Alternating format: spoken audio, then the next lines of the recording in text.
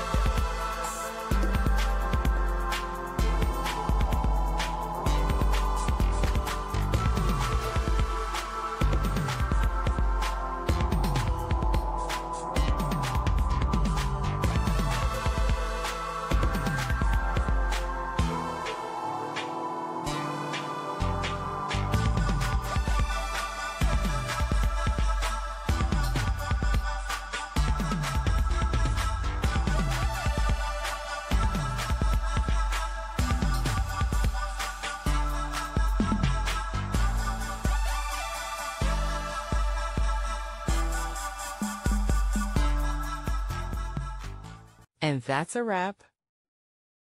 I hope you found the answer you were looking for. If you did, take a second to hit that subscribe button. It really helps out. And let me know in the comments which solution worked best for you. See you next time in the debug zone.